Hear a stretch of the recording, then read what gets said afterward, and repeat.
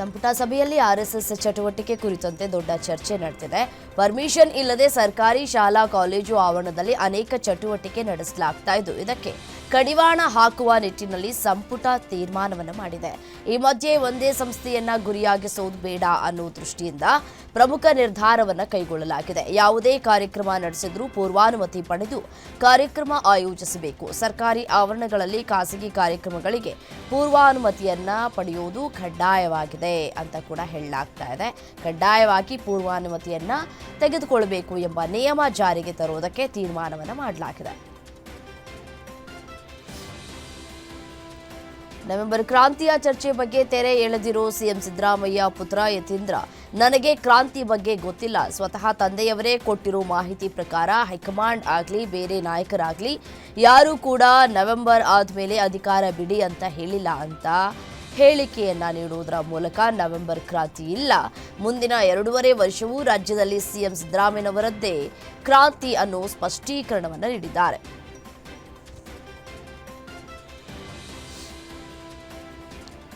ಬಹಳ ದಿನಗಳಿಂದ ಸೈಲೆಂಟ್ ಆಗಿದ್ದಂತಹ ಬಿಜೆಪಿಯ ರೆಬೆಲ್ ತಂಡ ಇದೀಗ ಮತ್ತೆ ಆಕ್ಟಿವ್ ಆಗಿದೆ. ಕಳೆದ ರಾತ್ರಿ ಮಾಜಿ ಸಂಸದ ಜಿಎಂ ಸಿದ್ದೇಶ್ವರ ನಿವಾಸದಲ್ಲಿ ರೆಬೆಲ್ಸ್ ಬಣ ಸಭೆಯನ್ನ ನಡೆಸಿ ನಾಯಕತ್ವ ಬದಲಾವಣೆಯ ಬಗ್ಗೆ ವರಿಷ್ಠರ ಗಮನವನ್ನ ಸೆಳೆಯುವುದಕ್ಕೆ ತಂತ್ರಗಾರಿಕೆ ರೂಪಿಸಿದೆ. ಬಿಜೆಪಿ ರಾಜ್ಯಾಧ್ಯಕ್ಷ ಘೋಷಣೆಯ ಸಮಯ ಸನಿಹವಾಗಿದ್ದು, ಈ ಬಾರಿ ಯಾವುದೇ ಕಾರಣಕ್ಕೂ ನಮ್ಮ ಪ್ರಯತ್ನ ವಿಫಲವಾಗಬಾರದು ಅಂತ ರಾಜ್ಯಾಧ್ಯಕ್ಷ ಬದಲಾವಣೆಗೆ ಬಿಗಿ ಪಟ್ಟು ಹಿಡಿಯುವುದಕ್ಕೆ ತಂತ್ರಗಾರಿಕೆಯನ್ನ ರೂಪಿಸಿದ್ದಾರೆ.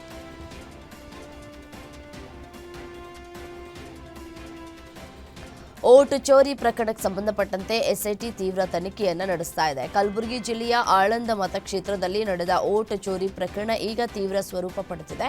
ಈ ವೇಳೆ ಕೆಲವು ಮಹತ್ವದ ದಾಖಲೆಗಳು ಪತ್ತೆಯಾಗಿವೆ. ಆರೋಪಿ ಅಶ್ವಾಕ್ ಮನೆ ಮೇಲೆ ಎಸ್ಐಟಿ ದಾಳಿಯನ್ನ ನಡೆಸಿದಂತಹ ಸಂದರ್ಭದಲ್ಲಿ ರಾಶಿ ವೋಟರ್ ಐಡಿಗಳು ಪತ್ತೆಯಾಗಿದ್ದು, ಜೊತೆಗೆ 15 ಮೊಬೈಲ್ ಫೋನ್ಗಳು ಮತ್ತು 7 ಲ್ಯಾಪ್ಟಾಪ್ಗಳು ಸಿಕ್ಕಿದೆ. ಈ ಸಂದರ್ಭದಲ್ಲಿ ಅವನ್ನ ಜಪ್ತಿ ಮಾಡಲಾಗಿದೆ.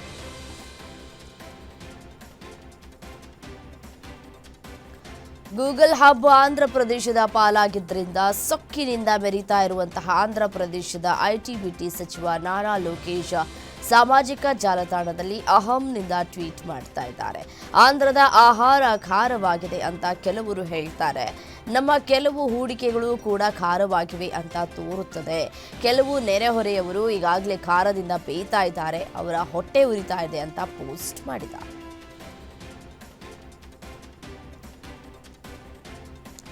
ಇನ್ನು ಈ ಬಗ್ಗೆ ಮಾತನಾಡಿರುವಂತಹ DCM DK Shivakumar, Andhra IT ಸಚಿವ ನಾರಾ ಲೋಕೇಶ್ಗೆ ತಿರುಗೇಟನ್ನು ಕೊಟ್ಟಿದ್ದಾರೆ. ಬೆಂಗಳೂರಿನಲ್ಲಿ 25 ಲಕ್ಷ ಐಟಿ ವೃತ್ತಿಪರರು, 2 ಲಕ್ಷ ವಿದೇಶಿಗರು ಕೆಲಸ ಮಾಡ್ತಾ ಇದ್ದಾರೆ.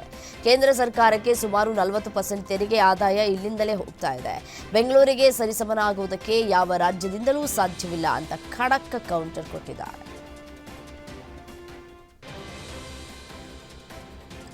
ಇಡೀ ರಾಜ್ಯಾದ್ಯಂತ ದೊಡ್ಡ ಸಂಚಲನ ಸೃಷ್ಟಿ ಮಾಡಿರೋ ವಿಚಾರ ಅಂದ್ರೆ ಜಾತಿ ಸಮೀಕ್ಷೆ. ಆರ್ಥಿಕ ಮತ್ತು ಶೈಕ್ಷಣಿಕ ಸಮೀಕ್ಷೆಯಲ್ಲಿ ಭಾಗಿಯಾಗಿದವರ ಮಾಹಿತಿ ಗೌಪ್ಯವಾಗಿ ಇಡಲಾಗುತ್ತೆ ಅಂತ ಸರ್ಕಾರ ಹೇಳ್ತಾನೆ, ಸಮೀಕ್ಷೆಯಲ್ಲಿ ಭಾಗಿಯಾಗಿ ಅಂತ ಹೇಳ್ತಾ ಇದೆ. ಹೀಗಾಗಿ ಸಮೀಕ್ಷೆಯಲ್ಲಿ ಭಾಗಿಯಾಗುವುದಿಲ್ಲ ಅಂತ ಹಿಂಬರಹ ಕೊಟ್ಟಿದ್ದ ಇನ್ಫೋಸಿಸ್ ಸಂಸ್ಥಾಪಕ ನಾರಾಯಣ ಮೂರ್ತಿ ದಂಪತಿಯ ಪತ್ರ ಇದೀಗ ಬಹಿರಂಗಗೊಂಡಿದೆ. ಇದು ರಾಜಕೀಯ ವಲಯದಲ್ಲಿ ವಿರೋಧಕ್ಕೆ ಕಾರಣವಾಗಿದ್ದು, ಸಿಎಂ ಸಿದ್ದರಾಮಯ್ಯನವರಿಗೆ ಪತ್ರವನ್ನ ಬರೆದು ಬೇಸರವನ್ನು ವ್ಯಕ್ತಪಡಿಸಿದ್ದಾರೆ. ಸಚಿವ ಪ್ರಿಯಾಂಕ್ ಖರ್ಗೆಗೆ ಜೀವ ಬೆದರಿಕೆ ಹಾಕಿದ್ದ ಆರೋಪಿಯನ್ನ ಪೊಲೀಸರು ಮಹಾರಾಷ್ಟ್ರದ ಲಾತೂರ್ನಲ್ಲಿ ಬಂಧಿಸಿದ್ದಾರೆ. ಬೆಂಗಳೂರು ಕಲಬುರಗಿ ಪೊಲೀಸರ ಜಂಟಿ ಕಾರ್ಯಾಚರಣೆ ನಡೆಸಿ ಆರೋಪಿಯನ್ನ ಬಂಧಿಸಿದ್ದಾರೆ. ಫೋನ್ ಕರೆ ಮಾಡಿದ ಬಳಿಕ ಸೋಲಾಪುರದಿಂದ ಲಾತೂರ್ಗೆ ಆರೋಪಿ ದಿನೇಶ್ ನರೋಣಿ ಪರಾರಿಯಾಗಿದ್ದ. ಸಚಿವ ಪ್ರಿಯಾಂಕ್ ಖರ್ಗೆಗೆ ಬೆದರಿಕೆ ಕರೆ ಮಾಡಿದ ಆರೋಪದ ಮೇಲೆ ಮಹಾರಾಷ್ಟ್ರದ ಲಾತೂರ್ನಲ್ಲಿ ಆರೋಪಿ ದಿನೇಶ್ ನರೋಣಿಯನ್ನ ಬಂಧಿಸಲಾಗಿದೆ.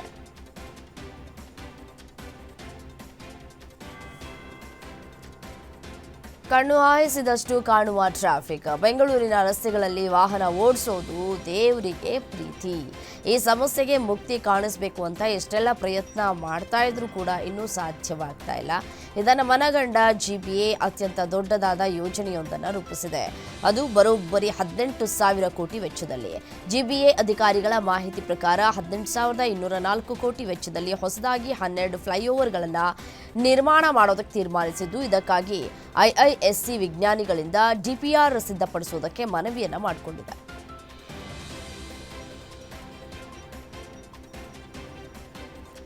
$200 ಕೋಟಿ ಮೌಲ್ಯದ ಸರ್ಕಾರಿ ಸ್ವತ್ತನ್ನ ಸರ್ಕಾರಿ ಅಧಿಕಾರಿಗಳು ಕಬಳಿಕೆ ಮಾಡಿದ್ದಾರೆ. ಉನ್ನತ ಹುದ್ದೆಯಲ್ಲಿ ಇರುವವರೇ ಇದರಲ್ಲಿ ಭಾಗಿಯಾಗಿದ್ದು, ಇವರ ವಿರುದ್ಧ ಕ್ರಮ ಕೈಗೊಳ್ಳಬೇಕು ಅಂತ ಬಿಜೆಪಿ ಮುಖಂಡ ಎನ್ಆರ್ ರಮೇಶ್ ದೂರನ್ನು ಕೊಟ್ಟಿದ್ದಾರೆ. ಲೋಕಾಯುಕ್ತದಲ್ಲಿ 600 ಪುಟಗಳ ದಾಖಲೆ ಕೊಟ್ಟಿರೋ ರಮೇಶ್, ಬೆಂಗಳೂರು ಡಿಸಿ ಕಚೇರಿ ಸಹಾಯಕನಿಂದ ಕಾನೂನು ಉಲ್ಲಂಘನೆಯಾಗಿದೆ ಅಂತ ತನಿಖೆಯನ್ನ ನಡೆಸುವಂತೆ ಮುಖ್ಯಮಂತ್ರಿ ಹಾಗೂ ಕಂದಾಯ ಸಚಿವರಿಗೆ ಮನವಿ ಮಾಡಿಕೊಂಡಿದ್ದಾರೆ.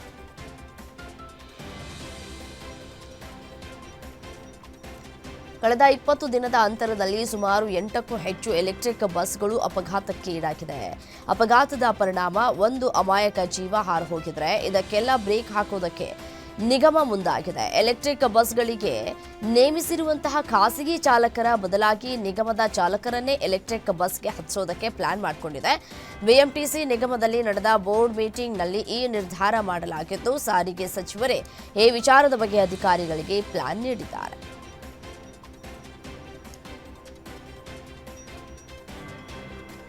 ಕುಡಿಯೋದಕ್ಕೆ ಹಣ ಕೊಡದೇ ಇದ್ದಿದ್ದಕ್ಕೆ ಹೆತ್ತ ತಾಯಿಯ ಕತ್ತನ್ನೇ ಸೀಳಿ ಪಾಪಿ ಮಗ ಕೊಲೆಗೈದಿದ್ದಾನೆ.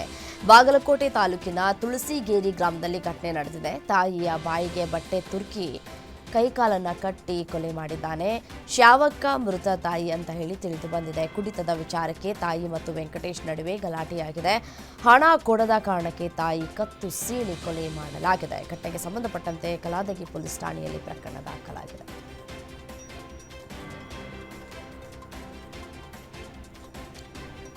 ಇವರು ಮಕ್ಕಳು ಅಥವಾ ರಾಕ್ಷಸರು? ಬಾಗಲಕೋಟೆಯಲ್ಲಷ್ಟೇ ಅಲ್ಲ, ರಾಮನಗರದಲ್ಲೂ ಕೂಡ ಇಂತಹದ್ದೇ ಘಟನೆ ನಡೆದಿದೆ. ಕುಡಿಯೋದಕ್ಕೆ ಕಾಸು ಕೊಡದೇ ಇದ್ದಿದ್ದಕ್ಕೆ ತಾಯಿಯನ್ನೇ ಮಗ ಕೊಲೆಗೈದಿದ್ದಾನೆ. ತಾಯಿ ಸರೋಜಮ್ಮನನ್ನ ಕೊಚ್ಚಿ ಪಾಪಿ ಪುತ್ರ ಕೊಲೆ ಮಾಡಿದ್ದಾನೆ. ರಾಮನಗರ ತಾಲೂಕಿನ ಜಾಲಮಂಗಲ ಗ್ರಾಮದಲ್ಲಿ ಘಟನೆ ನಡೆದಿದ್ದು, ಅನಿಲ್ ತಾಯಿಯನ್ನೇ ಕೊಲೆಗೈದ ಆರೋಪಿಯಾಗಿದ್ದಾನೆ. ರಾಮನಗರ ಗ್ರಾಮಾಂತರ ಪೊಲೀಸರಿಂದ ಕೊಲೆಗಾರ ಅನಿಲ್ನನ್ನ ಅರೆಸ್ಟ್ ಮಾಡಲಾಗಿದೆ.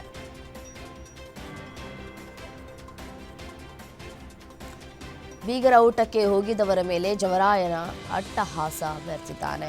ರಸ್ತೆಯಲ್ಲಿ ನಿಂತಿದ್ದ ಟ್ರ್ಯಾಕ್ಟರ್ಗೆ ಟಾಟಾ ಏಸ್ ಡಿಕ್ಕಿಯಾಗಿ ಸ್ಥಳದಲ್ಲೇ 3 ಮೃತಪಟ್ಟಿದ್ದು 20 ಮಂದಿಗೆ ಗಾಯ ಆಗಿದೆ.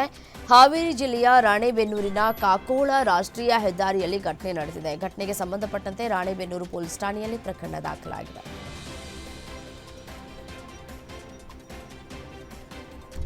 ಬೆಂಗಳೂರಿನಲ್ಲಿ ಬೈಕ್ ಸವಾರನಿಗೆ ಕಪಾಳ ಮೋಕ್ಷ ಮಾಡುವ ಮೂಲಕ ಟ್ರಾಫಿಕ್ ಪೊಲೀಸ್ ಸಿಬ್ಬಂದಿ ದರ್ಪ ಮೆರೆದ ವಿಡಿಯೋವೊಂದು ಸದ್ಯ ಭಾರಿ ವೈರಲ್ ಆಗ್ತಾ ಇದೆ. ಟ್ರಾಫಿಕ್ ಪೊಲೀಸ್ ಸಿಬ್ಬಂದಿ ನಡೆ ವಿರುದ್ಧ ನೆಟ್ಟಿಗರು ತೀವ್ರ ಆಕ್ರೋಶವನ್ನು ವ್ಯಕ್ತಪಡಿಸಿದ್ದಾರೆ. ಘಟನೆ ಕುರಿತಾಗಿ ನೆಟ್ಟಿಗರು ಆಕ್ರೋಶವನ್ನು ವ್ಯಕ್ತಪಡಿಸ್ತಾ ಇದ್ದಂತಹ ಬೆನ್ನಲ್ಲೇ ಟ್ರಾಫಿಕ್ ಪೊಲೀಸ್ ಸಿಬ್ಬಂದಿಯನ್ನ ಅಮಾನತುಗೊಳಿಸಲಾಗಿದೆ. ಈ ಬಗ್ಗೆ ದಕ್ಷಿಣ ಸಂಚಾರ ಡಿಸಿಪಿ ಟ್ವೀಟ್ ಮಾಡಿದ್ದು, ಅನುಚಿತ ವರ್ತನೆಗಾಗಿ ಸಿಬ್ಬಂದಿ ವಿರುದ್ಧ ಕ್ರಮ ಕೈಗೊಳ್ಳಲಾಗಿದೆ ಅಂತ ತಿಳಿಸಿದ್ದಾರೆ.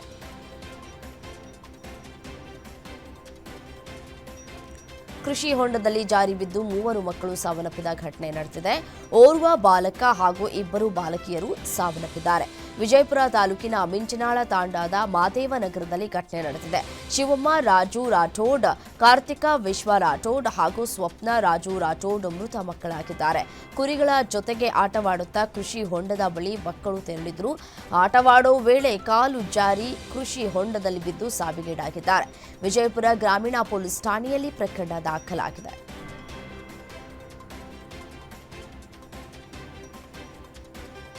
ಲೋನ್ ಕೊಡಿಸ್ತೇನೆ ಅಂತ 15 ಜನರಿಗೆ ವಂಚಿಸಿದ ಕಿಲಾಡಿ ಲೇಡಿಯನ್ನ ಬಂಧಿಸಲಾಗಿದೆ. ನಯನ ಎಂಬಾಕೆಯನ್ನ ಬಸವೇಶ್ವರ ನಗರ ಪೊಲೀಸರು ಬಂಧಿಸಿದ್ದಾರೆ. 1% ಬಡ್ಡಿ ದರದಲ್ಲಿ ಸುಬ್ಬಲಕ್ಷ್ಮಿ ಚಿಟ್ಸ್ ಪ್ರೈವೇಟ್ ಲಿಮಿಟೆಡ್ನಲ್ಲಿ ಸಾಲ ಕೊಡಿಸ್ತೇನೆ ಅಂತ ಹೇಳಿ ವಂಚಿಸಿದ್ದಾಳೆ. 10 ಲಕ್ಷ ಸಾಲದ ಹಣಕ್ಕೆ ಮುಂಗಡವಾಗಿ 3 ತಿಂಗಳ ಇಎಂಐ ಕಟ್ಟಬೇಕು ಅಂದಿದ್ಲು. ಸುಮಾರು 15 ಜನರಿಂದ 30,000 ಹಣವನ್ನು ಪಡೆದು ವಂಚಿಸಿದ್ದ ನಯನ ಬರೋಬ್ಬರಿ 12,22,000 ರೂಪಾಯಿ ವಂಚನೆಯನ್ನ ಮಾಡಿದ್ಲು ಅಂತ ತಿಳಿದು ಬಂದಿದೆ.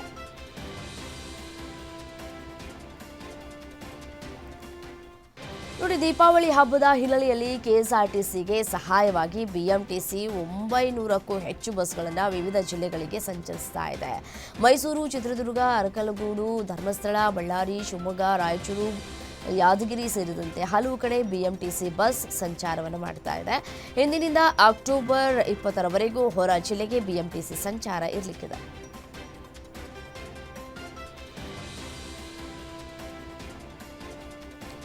ಮೈಸೂರಿನಲ್ಲಿ ಹುಲಿ ದಾಳಿಗೆ ವ್ಯಕ್ತಿ ಗಂಭೀರವಾಗಿ ಗಾಯಗೊಂಡಿದ್ದಾನೆ. ಹುಲಿ ದಾಳಿಯಿಂದಾಗಿ ಮುಖದ ಭಾಗ ಸಂಪೂರ್ಣ ಛಿದ್ರವಾಗಿದ್ದು ಸ್ಥಳೀಯರು ಆತಂಕಗೊಂಡಿದ್ದಾರೆ. ಹುಲಿ ಸೆರೆ ಹಿಡಿಯುವಾಗ ಸಂಭವಿಸಿದ ಘಟನೆ ಇದಾಗಿದ್ದು, ಈ ವೇಳೆ ಗಾಬರಿಯಾಗಿ ಓಡಾಡಿದಂತಹ ಹುಲಿ ರೈತ ಮಹದೇವ ಎಂಬುವವರ ಮೇಲೆ ದಾಳಿಯನ್ನ ಮಾಡಿದೆ. ಜಮೀನಿನಲ್ಲಿ ಹತ್ತಿ ಬಿಡಿಸ್ತಾ ಇದ್ದ ವೇಳೆ ಮಹದೇವರ ಮೇಲೆ ಹುಲಿ ಎರಗಿದೆ. ಹುಲಿ ದಾಳಿಯಲ್ಲಿ ಮಹದೇವನ ಮುಖದ ಬಲಭಾಗ ಸಂಪೂರ್ಣ ಕಿತ್ತು ಬಂದಿದೆ.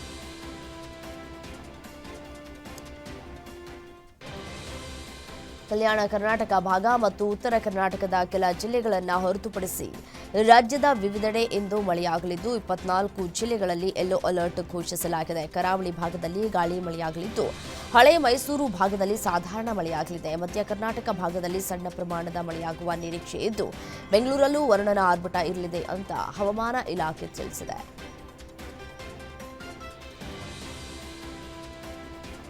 ಆಂಧ್ರಪ್ರದೇಶದ ನಂದ್ಯಾಲ ಜಿಲ್ಲೆಯ ಶ್ರೀಶೈಲಂನಲ್ಲಿರುವಂತಹ ಶ್ರೀ ಭ್ರಮರಾಂಬ ಮಲ್ಲಿಕಾರ್ಜುನ ಸ್ವಾಮಿ ವರ್ಲ ದೇವಸ್ಥಾನಕ್ಕೆ ಪ್ರಧಾನಿ ನರೇಂದ್ರ ಮೋದಿ ಭೇಟಿ ನೀಡಿದ್ರು. ಈ ವೇಳೆ ಹಸುವಿನ ಹಾಲು, ಮೊಸರು, ತುಪ್ಪ, ಜೇನುತುಪ್ಪ ಮತ್ತು ಸಕ್ಕರೆಯ ಪವಿತ್ರ ಮಿಶ್ರಣವಾದ ಪಂಚಾಮೃತ ಬಳಸಿ ದೇವರಿಗೆ ರುದ್ರಾಭಿಷೇಕ ನೆರವೇರಿಸಿದ್ರು. ನಂತರ ದೇವಾಲಯದಲ್ಲಿ ಸ್ವಲ್ಪ ಸಮಯ ಧ್ಯಾನ ಮಾಡಿ ಪ್ರಾರ್ಥನೆಯನ್ನ ಸಲ್ಲಿಸಿದ್ರು.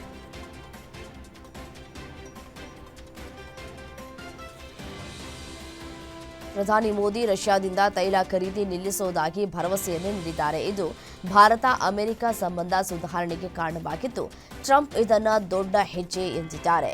ಭಾರತ ರಷ್ಯಾದಿಂದ ತೈಲ ನಿಲ್ಲಿಸಿದ್ರೆ ಉಕ್ರೇನ್ ಯುದ್ಧವನ್ನು ನಿಲ್ಲಿಸೋದಕ್ಕೆ ಸಹಾಯವಾಗುತ್ತೆ ಅಂತ ಟ್ರಂಪ್ ಅಭಿಪ್ರಾಯಪಟ್ಟಿದ್ದಾರೆ. ಇದರ ಜೊತೆಗೆ ಮೋದಿ ಮಹಾನ್ ವ್ಯಕ್ತಿ ಹಾಗೂ ಭಾರತ ನಂಬಿಕಾರ್ಹವಾದ ರಾಷ್ಟ್ರ ಅಂತ ಹಾಡಿ ಹೋಗಲಿದ್ದಾರೆ. ಇದರ ಬೆನ್ನಲ್ಲೇ ಭಾರತವು ರಷ್ಯಾದ ತೈಲ ಖರೀದಿಯನ್ನ ನಿಲ್ಲಿಸ್ತಾ ಇದೆ. ಆದರೆ ಇದನ್ನು ತಕ್ಷಣದಿಂದ ನಿಲ್ಲಿಸೋದಕ್ಕೆ ಸಾಧ್ಯವಿಲ್ಲ ಅಂತ ವಿದೇಶಾಂಗ ಇಲಾಖೆ ತಿಳಿಸಿದೆ.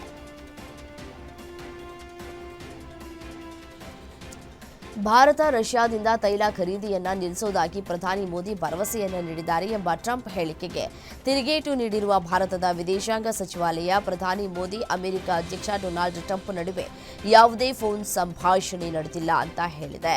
ಈ ಬಗ್ಗೆ ಪ್ರತಿಕ್ರಿಯಿಸಿದ ವಿದೇಶಾಂಗ ಸಚಿವಾಲಯ ವಕ್ತಾರ ರಣಧೀರ್ ಜೈಸ್ವಾಲ್, ನಿನ್ನೆ ಇಬ್ಬರೂ ನಾಯಕರ ನಡುವೆ ಯಾವುದೇ ಸಂಭಾಷಣೆ ನಡೆದ ಬಗ್ಗೆ ನನಗೆ ತಿಳಿದಿಲ್ಲ ಅಂತ ಹೇಳಿದ.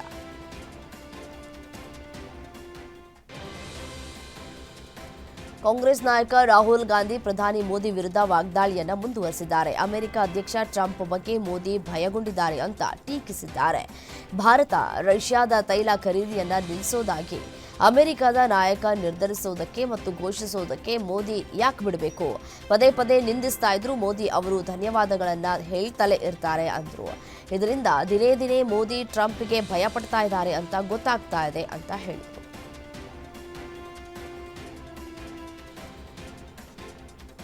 ಛತ್ತೀಸ್ಗಢದ ಅಬೂಜ್ಮರ್ ಗುಡ್ಡಗಾಡು ಅರಣ್ಯ ಪ್ರದೇಶ, ಉತ್ತರ ಬಸ್ತಾರ್ನಲ್ಲಿ 170 ಮಾವೋವಾದಿಗಳು ಶರಣಾದ ನಂತರ ಪ್ರದೇಶಗಳನ್ನು ಕೇಂದ್ರ ಗೃಹ ಸಚಿವ ಅಮಿತ್ ಶಾ ನಕ್ಸಲ್ ಮುಕ್ತ ಅಂತ ಘೋಷಿಸಿದ್ದಾರೆ. ಎಡಪಂಥೀಯ ಉಗ್ರವಾದದ ವಿರುದ್ಧದ ಹೋರಾಟದಲ್ಲಿ ಇದನ್ನು ಮಹತ್ವದ ದಿನ ಅಂತ ಕರೆದ ಅಮಿತ್ ಶಾ, ಛತ್ತೀಸ್ಗಢದಲ್ಲಿ 170 ನಕ್ಸಲರು ಶರಣಾಗಿದ್ದಾರೆ. ನಿನ್ನೆ ರಾಜ್ಯದಲ್ಲಿ 27 ಜನರು ತಮ್ಮ ಶಸ್ತ್ರಾಸ್ತ್ರಗಳನ್ನು ತ್ಯಜಿಸಿದ್ರು. ಕಳೆದ 2 ದಿನಗಳಲ್ಲಿ 258 ಎಡಪಂಥೀಯ ಉಗ್ರಗಾಮಿಗಳು ಹಿಂಸಾಚಾರವನ್ನು ತ್ಯಜಿಸಿದ್ದಾರೆ ಅಂತ ಹೇಳಿದ್ದಾರೆ.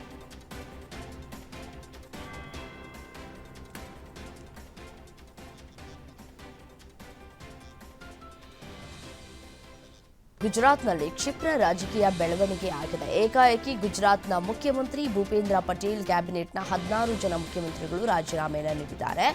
ಸಿಎಂ ಭೂಪೇಂದ್ರ ಪಟೇಲ್ ಮಂತ್ರಿಗಳ ರಾಜೀನಾಮೆಗಳನ್ನು ಅಂಗೀಕರಿಸಿದ್ದಾರೆ. ಜೊತೆಗೆ ಗುಜರಾತ್ ರಾಜ್ಯಪಾಲ ಆಚಾರ್ಯ ದೇವವ್ರತ್ರನ್ನು ಭೇಟಿ ಮಾಡಿ ಹೊಸ ಸಚಿವ ಸಂಪುಟ ಪುನರ್ರಚನೆಗೆ ಹಕ್ಕನ್ನು ಮಂಡಿಸಿದ್ದಾರೆ. ಭೂಪೇಂದ್ರ ಪಟೇಲ್ ನೇತೃತ್ವದ ಗುಜರಾತ್ ಸಚಿವ ಸಂಪುಟ ಇಂದು ವಿಸ್ತರಣೆಯಾಗಲಿದೆ. ಸುಮಾರು 10 ಹೊಸ ಸಚಿವರು ಸೇರ್ಪಡೆಗೊಳ್ಳುವ ಸಾಧ್ಯತೆ ಇದೆ.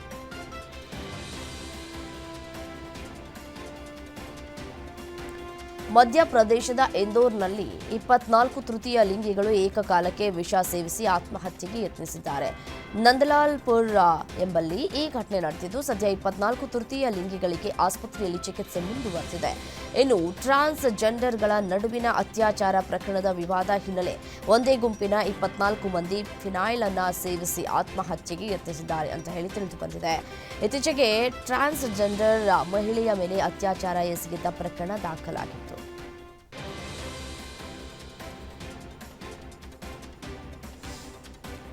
ಮಧ್ಯಪ್ರದೇಶದಲ್ಲಿ ವಿಷಪೂರಿತ ಕೆಮ್ಮಿನ ಸಿರಪ್ ಸೇವಿಸಿ ಮಕ್ಕಳು ಮೃತಪಟ್ಟ ಘಟನೆಯ ನೆನಪು ಮಾಸುವ ಮುನ್ನವೇ ಇಲ್ಲಿನ ಸರ್ಕಾರಿ ಆಸ್ಪತ್ರೆಯೊಂದರಲ್ಲಿ ಮಗುವೊಂದಕ್ಕೆ ನೀಡಲಾಗಿದ್ದ ಆಂಟಿಬಯೋಟಿಕ್ ಔಷಧದಲ್ಲಿ ಹುಳುಗಳು ಕಂಡುಬಂದಿವೆ ಎಂಬ ಆರೋಪಗಳು ಕೇಳಿಬಂದಿವೆ.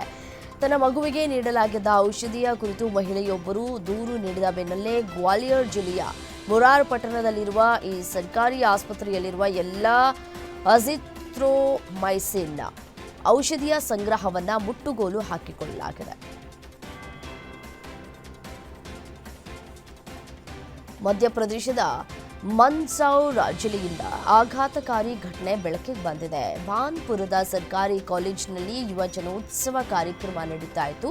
ವಿದ್ಯಾರ್ಥಿನಿಯರು ಬಟ್ಟೆ ಬದಲಾಯಿಸ್ತಾ ಇದ್ದಾಗ 4 ವಿದ್ಯಾರ್ಥಿಗಳು ತಮ್ಮ ಫೋನ್ ಅನ್ನು ಬಳಸಿ ಕಿಟಕಿಯ ಮೂಲಕ ಫೋಟೋ ಮತ್ತು ವಿಡಿಯೋಗಳನ್ನು ತೆಗೆದುಕೊಂಡಿದ್ದಾರೆ.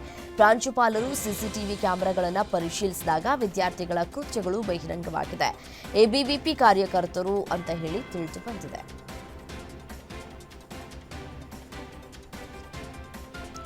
ಜೂನ್ನಲ್ಲಿ ಅಹಮದಾಬಾದ್ ಬಳಿ ಅಪಘಾತಕ್ಕೀಡಾಗಿ 260 ಜನರ ಸಾವಿಗೆ ಕಾರಣವಾದ ಏರ್ ಇಂಡಿಯಾದ pilot in command captain Sumeet Sabharwal ಅವರ ತಂದೆ ಇದೀಗ ಈ ದುರಂತದ ಬಗ್ಗೆ ಸ್ವತಂತ್ರ ನ್ಯಾಯಾಂಗ ತನಿಖೆಗಾಗಿ ಸುಪ್ರೀಂ ಕೋರ್ಟ್ಗೆ ಅರ್ಜಿ ಸಲ್ಲಿಸಿದ್ದಾರೆ. ಭಾರತೀಯ ಪೈಲಟ್ಗಳ ಒಕ್ಕೂಟದೊಂದಿಗೆ ಜಂಟಿಯಾಗಿ ಅರ್ಜಿಯನ್ನು ಸಲ್ಲಿಸಲಾಗಿದೆ. ಈ ಅರ್ಜಿಯು ನಿವೃತ್ತ ಸುಪ್ರೀಂ ಕೋರ್ಟ್ ನ್ಯಾಯಾಧೀಶರ ನೇತೃತ್ವದ ಕೋರ್ಟ್ ಮಾನಿಟರ್ಡ್ ಕಮಿಟಿಯನ್ನು ರಚಿಸುವಂತೆ ಕೋರಿದೆ.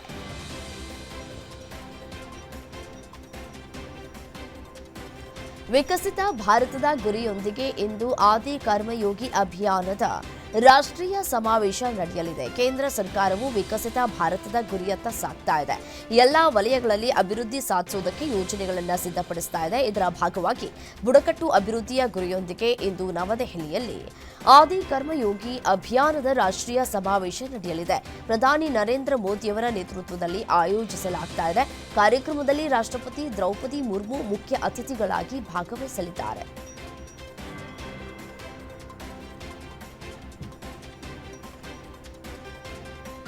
ಜಾಗತಿಕ ಸೇನಾ ಬಲದಲ್ಲಿ ಭಾರತ ಚೀನಾವನ್ನ ಹಿಂದಿಕ್ಕಿ ಜಗತ್ತಿನ 3ನೇ ಅತಿ ಬಲಿಷ್ಠ ಸೇನೆಯಾಗಿ ಹೊರಹೊಮ್ಮಿದೆ. World directory of modern military aircraft ಪ್ರಕಟಿಸಿದ ಇತ್ತೀಚಿನ ಶ್ರೇಯಾಂಕಗಳ ಪ್ರಕಾರ ಭಾರತ ಅಧಿಕೃತವಾಗಿ ಚೀನಾವನ್ನ ಹಿಂದಿಕ್ಕಿ ವಿಶ್ವದ 3ನೇ ಅತ್ಯಂತ ಶಕ್ತಿಶಾಲಿ ವಾಯುಪಡೆಯಾಗಿದೆ.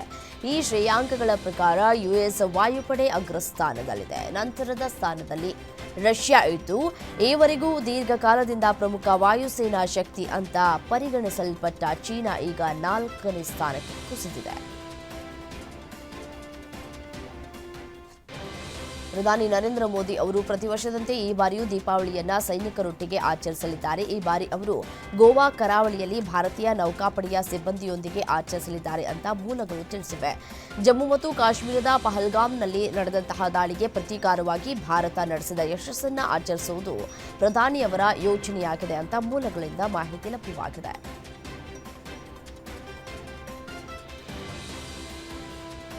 ಯೆಮೆನ್ನಲ್ಲಿ ಸ್ಥಳೀಯ ಪ್ರಜೆಯನ್ನ ಕೊಲೆ ಮಾಡಿದ ಆರೋಪದಲ್ಲಿ ಶಿಕ್ಷೆಗೆ ಗುರಿಯಾಗಿರುವ ಕೇರಳದ ನರ್ಸ್ ನಿಮಿಷಾ ಪ್ರಿಯಾ ಅವರ ಮರಣದಂಡನೆ ಶಿಕ್ಷೆಯನ್ನ ತಡೆಹಿಡಿಯಲಾಗಿದೆ. ಯಾವುದೇ ಪ್ರತಿಕೂಲ ಘಟನೆಗಳು ನಡೆದಿಲ್ಲ ಅಂತ ಸುಪ್ರೀಂ ಕೋರ್ಟ್ಗೆ ತಿಳಿಸಲಾಯಿತು.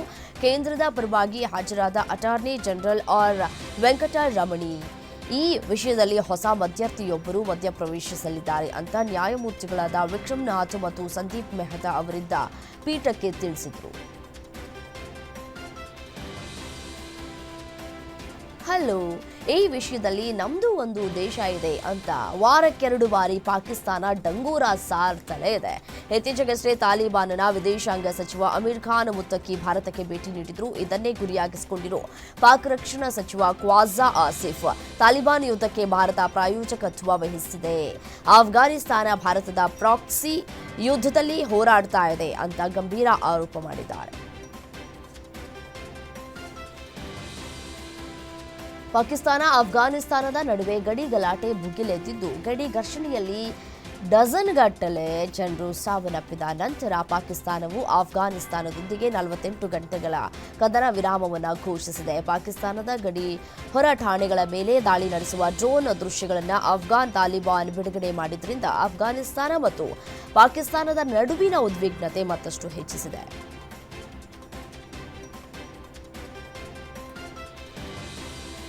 ಇಸ್ಲಾಮಾಬಾದ್ ಮತ್ತು ಕಾಬೂಲ್ 48 ಗಂಟೆಗಳ ಕದನ ವಿರಾಮಕ್ಕೆ ಒಪ್ಪಿಕೊಳ್ಳುವ ಕೆಲವೇ ಗಂಟೆಗಳ ಮೊದಲು ಅಫ್ಘಾನಿಸ್ತಾನದ ಆಗ್ನೇಯ ಸ್ಪಿನ್ ಬೋಲ್ಡಾಕ್ ಪ್ರಾಂತ್ಯದ ಬೀದಿಗಳಲ್ಲಿ ಟ್ಯಾಂಕ್ಗಳು ಓಡಾಡ್ತಾ ಇರುವುದನ್ನು ತೋರಿಸುವ ವಿಡಿಯೋಗಳು ಸಾಮಾಜಿಕ ಮಾಧ್ಯಮದಲ್ಲಿ ಪಾಕಿಸ್ತಾನ ಟ್ಯಾಂಕರ್ಗಳು ಓಡಾಡ್ತಾ ಇರುವ ದೃಶ್ಯಗಳು ಸಾಮಾಜಿಕ ಜಾಲತಾಣದಲ್ಲಿ ವೈರಲ್ ಆಗಿದೆ. ಗಡಿ ಘರ್ಷಣೆಯ ಸಮಯದಲ್ಲಿ ಅಫ್ಘಾನಿಸ್ತಾನದ ತಾಲಿಬಾನ್ ಪಡೆಗಳು ಪಾಕಿಸ್ತಾನಿ ಮಿಲಿಟರಿಯಿಂದ ಈ ಟ್ಯಾಂಕ್ಗಳನ್ನು ವಶಪಡಿಸಿಕೊಂಡಿವೆ. ಭಾರತೀಯ ವಿಮಾನಗಳ ಮೇಲಿನ ತನ್ನ ವಾಯುಪ್ರದೇಶ ನಿರ್ಬಂಧವನ್ನು ಪಾಕಿಸ್ತಾನ ನವೆಂಬರ್ 23ರವರೆಗೆ ವಿಸ್ತರಿಸಿದ್ದು, ಭಾರತ ಪಾಕ್ ನಡುವೆ ವಾಯುಯಾನ ರಾಜತಾಂತ್ರಿಕ ಬಿಕ್ಕಟ್ಟಿನ ಮತ್ತೊಂದು ಅಧ್ಯಾಯ ಶುರುವಾಗಿದೆ. ಪಾಕಿಸ್ತಾನ ಏವಿಯೇಷನ್ ಅಥಾರಿಟಿ ಈ ನಿರ್ಬಂಧವನ್ನು ದೃಢೀಕರಿಸುವ ಹೊಸ ನೋಟಿಸ್ ಟು ಏರ್ಮೆನ್ ಅನ್ನು ಹೊರಡಿಸಿದೆ. ಇದು ಎಲ್ಲ ಭಾರತೀಯ ನಾಗರಿಕ ಸೈನಿಕ ವಿಮಾನಗಳಿಗೆ ಅನ್ವಯಿಸುತ್ತದೆ. ಪಶ್ಚಿಮ ದೇಶಗಳ ಅನ್ಯಾಯ ಒತ್ತಡದ ನಡುವೆಯೂ ರಷ್ಯಾ ವಿಶ್ವದ ಪ್ರಮುಖ ತೈಲ ಉತ್ಪಾದಕ ರಾಷ್ಟ್ರಗಳಲ್ಲಿ ಒಂದಾಗಿ ಉಳಿದಿದೆ ಅಂತ ರಷ್ಯಾ ಅಧ್ಯಕ್ಷ ವ್ಲಾಡಿಮಿರ್ ಪುಟಿನ್ ಹೇಳಿದ್ದಾರೆ. ಮಾಸ್ಕೋದಲ್ಲಿ ರಷ್ಯಾದ ಇಂಧನದ ಕುರಿತಾದ ಸಮ್ಮೇಳನದಲ್ಲಿ ಮಾತನಾಡಿದಂತಹ ಪುಟಿನ್, ಪ್ರಸ್ತುತ ಜಾಗತಿಕ ಉತ್ಪಾದನೆಯ ಸರಿಸುಮಾರು 10% ರಷ್ಯಾದ ಉತ್ಪಾದನೆ ಇದೆ ಅಂತ ಹೇಳಿದ್ರು. ವರ್ಷದ ಅಂತ್ಯದ ವೇಳೆಗೆ ದೇಶ 510 ಮಿಲಿಯನ್ ಟನ್ ತೈಲವನ್ನು ಉತ್ಪಾದಿಸುತ್ತೆ ಅಂತ ತಿಳಿಸಿದ್ದಾರೆ. 2025ರ ಮಹಿಳಾ ಏಕದಿನ ವಿಶ್ವಕಪ್ 17ನೇ ಪಂದ್ಯದಲ್ಲಿ ಆಸ್ಟ್ರೇಲಿಯಾ ತಂಡ ಬಾಂಗ್ಲಾದೇಶವನ್ನು ಮಣಿಸಿತ್ತು. ಅಲೀಸಾ ಹೀಲಿ ಅವರ ಶತಕದ ಬಲದಿಂದ ಆಸ್ಟ್ರೇಲಿಯಾ ತಂಡ 10 ವಿಕೆಟ್ಗಳಿಂದ ಗೆದ್ದು ಬೀಗಿತು. ಈ ಗೆಲುವಿನ ಮೂಲಕ ಆಸ್ಟ್ರೇಲಿಯಾ ಸೆಮಿಫೈನಲ್ಗೆ ಲಗ್ಗೆ ಇಟ್ಟಿದೆ.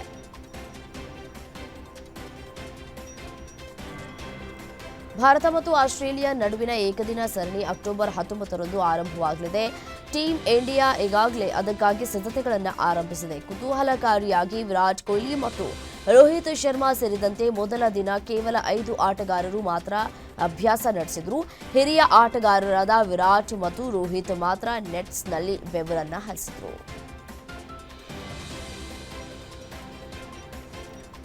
ಸೆಪ್ಟೆಂಬರ್ 2025ರ ಐಸಿಸಿ ತಿಂಗಳ ಆಟಗಾರ ಪ್ರಶಸ್ತಿ ಭಾರತದ ಅಭಿಷೇಕ್ ಶರ್ಮಾ ಮತ್ತು ಸ್ಮೃತಿ ಮಂಧಾನ ಪಾಲಾಗಿದೆ. ಅಭಿಷೇಕ್ ಏಷ್ಯಾ ಕಪ್ನಲ್ಲಿ 314 ರನ್ ಗಳಿಸಿ 10ನೇ ಭಾರತೀಯ ವಿಜೇತರಾದರು. ಸ್ಮೃತಿ ಆಸ್ಟ್ರೇಲಿಯಾ ವಿರುದ್ಧ 308 ರನ್ ವೇಗದ ಶತಕ ಬಾರಿಸಿ ಮಹಿಳಾ ಪ್ರಶಸ್ತಿ ಗೆದ್ದರು.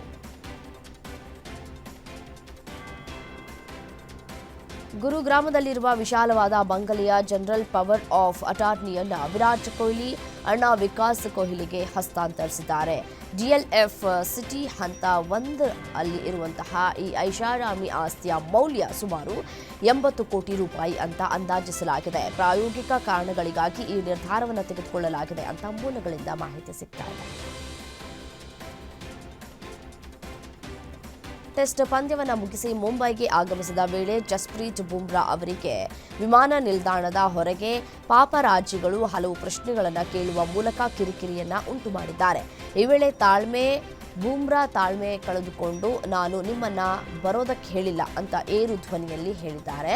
ಈ ವಿಡಿಯೋ ಸಾಮಾಜಿಕ ಜಾಲತಾಣದಲ್ಲಿ ಭಾರಿ ವೈರಲ್ ಆಗಿದೆ.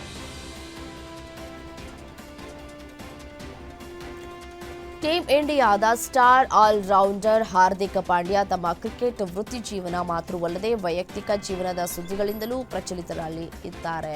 ಇನ್ನು ಅವರ ರಿಲೇಶನ್ಶಿಪ್ ಸ್ಟೇಟಸ್ಗಳು ಆಗಾಗ ಗಮನ ಸೆಳೀತಾನೆ ಇರುತ್ತೆ. ಇದೀಗ ಪಾಂಡ್ಯ ಅವರು ಮಾಡೆಲ್ ಮಹಿಳಾ ಶರ್ಮಾ ಜೊತೆ ಡೇಟಿಂಗ್ ಆರಂಭಿಸಿದ್ದು, ವಿದೇಶದಲ್ಲಿ ಜೊತೆಯಾಗಿ ಇರುವಂತಹ ಫೋಟೋವನ್ನು ತಮ್ಮ ಇನ್ಸ್ಟಾಗ್ರಾಂ ಖಾತೆಯಲ್ಲಿ ಹಂಚಿಕೊಂಡಿದ್ದಾರೆ. ಬಾಲಿವುಡ್ ನಟಿ ಶಿಲ್ಪಾ ಶೆಟ್ಟಿ ವಿದೇಶ ಪ್ರವಾಸಕ್ಕೆ ಅನುಮತಿ ಕೋರಿ ಬಾಂಬೆ ಹೈಕೋರ್ಟ್ಗೆ ಸಲ್ಲಿಸಿದ್ದ ಅರ್ಜಿಯನ್ನ ಹಿಂಪಡೆದಿದ್ದಾರೆ. ಇದಕ್ಕೆ ಬಾಂಬೆ ಹೈಕೋರ್ಟ್ ವಿದೇಶಕ್ಕೆ ತೆರಳಬೇಕು ಅಂತಂದ್ರೆ ಸಂಪೂರ್ಣ 60 ಕೋಟಿ ರೂಪಾಯಿ ಹಣವನ್ನ ಠೇವಣಿ ಇಡಬೇಕಾಗತ್ತೆ ಅಂತ ಹೇಳಿತ್ತು. ಈ ಆದೇಶದ ಬೆನ್ನಲ್ಲೇ ನಟಿ ಶಿಲ್ಪಾ ಶೆಟ್ಟಿ ತಮ್ಮ ಅರ್ಜಿಯನ್ನ ಹಿಂಪಡೆದುಕೊಂಡಿದ್ದಾರೆ ಅಂತ ಹೇಳಲಾಗಿದೆ.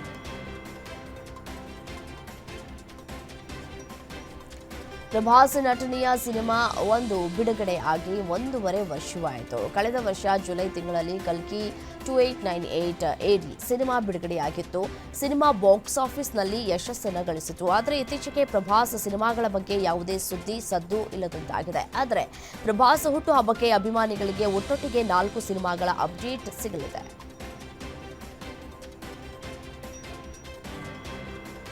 ರಾಕಿಂಗ್ ಸ್ಟಾರ್ ಯಶ್ ರನ್ನ ಪ್ಯಾನ್ ಇಂಡಿಯಾ ಸ್ಟಾರ್ ಮಾಡಿದ ನಿರ್ದೇಶಕ ಪ್ರಶಾಂತ್ ನೀಲ್ ಕೆಜಿಎಫ್ ಚಾಪ್ಟರ್ 3 ಕುರಿತು ಕೊನೆಗೂ ದೊಡ್ಡ ಸಿಗ್ನಲ್ ನೀಡಿದ್ದಾರೆ ಎನ್ನಲಾಗ್ತಾ ಇದೆ. ಕನ್ನಡ ಸಿನಿಮಾ ರಂಗವನ್ನ ಭಾರತೀಯ ಸಿನಿರಂಗದಲ್ಲಿ ಮತ್ತೊಂದು ಹಂತಕ್ಕೇರಿಸಿದ ಕೆಜಿಎಫ್ ಚಿತ್ರದ 3ನೇ ಭಾಗದ ಕುರಿತು ಮಹತ್ವದ ಮಾಹಿತಿ ದೊರೆತಿದ್ದು, ನಿರ್ದೇಶಕ ಪ್ರಶಾಂತ್ ನೀಲ್ ಕೊನೆಗೂ ಕೆಜಿಎಫ್ ಭಾಗ 3ರ ಕುರಿತು ದೊಡ್ಡ ಸುಳಿವನ್ನ ನೀಡಿದ್ದಾರೆ ಎನ್ನಲಾಗ್ತಿದೆ. ತಿಂಗಳ ಆರಂಭದಲ್ಲಿ ತೆರೆ ಕಂಡ ರಿಷಬ್ ಶೆಟ್ಟಿ ಅಭಿನಯಿಸಿ ನಿರ್ದೇಶಿಸಿರುವಂತಹ ಕಾಂತಾರ ಚಾಪ್ಟರ್ 1 ಈ ವರ್ಷದ ಅತಿದೊಡ್ಡ ಯಶಸ್ಸನ್ನ ಕಂಡ ಚಿತ್ರವಾಗಿ ಹೊರಹೊಮ್ಮಿದೆ. ಇದೀಗ ದೀಪಾವಳಿ ಹಬ್ಬದ ಪ್ರಯುಕ್ತ ಚಿತ್ರತಂಡವು ದೀಪಾವಳಿ ಟ್ರೇಲರ್ ಬಿಡುಗಡೆ ಮಾಡಿದೆ. ಈ ಚಿತ್ರವು ನಿರಂತರವಾಗಿ ಬಾಕ್ಸ್ ಆಫೀಸ್ ಮೈಲುಗಲ್ಲುಗಳನ್ನು ಸಾಧಿಸ್ತಾ ಇದ್ದು, ಈಗ ವಿಶ್ವದಾದ್ಯಂತ 700 ಕೋಟಿ ರೂಪಾಯಿ ಗಳಿಕೆಯತ್ತ ಸಾಗ್ತಾ ಇದೆ. ಈ ಹಿಂದೆ ಬಿಡುಗಡೆಯಾಗಿದ್ದ ಕನ್ನಡದ ಮೊಟ್ಟ ಮೊದಲ ಆನಿಮೇಟೆಡ್ ಚಿತ್ರ ಮಹಾವತಾರ ನರಸಿಂಹ ಚಿತ್ರ ಬಾಕ್ಸ್ ಆಫೀಸ್ ದಾಖಲೆಯ ಬಳಿಕ ಇದೀಗ ಮತ್ತೊಂದು ಮೈಲಿಗಲ್ಲಿನತ್ತ ಸಾಗಿದೆ. ಈ ಚಿತ್ರವನ್ನ ನಿರ್ಮಾಣ ಮಾಡಿದ್ದ ಹೊಂಬಾಳೆ ಫಿಲ್ಮ್ಸ್ ಇದೀಗ ಈ ಚಿತ್ರವನ್ನ ಆಸ್ಕರ್ ಪ್ರಶಸ್ತಿ ರೇಸ್ಗೆ ಕಳುಹಿಸೋಕೆ ಮುಂದಾಗಿದೆ. ಈಗಾಗಲೇ ಈ ಚಿತ್ರವನ್ನು ಪ್ರಶಸ್ತಿ ಪರಿಗಣನೆಗೆ ಸಲ್ಲಿಸಿದೆ ಅಂತ ಹೇಳಿ ತಿಳಿದು ಬಂದಿದೆ.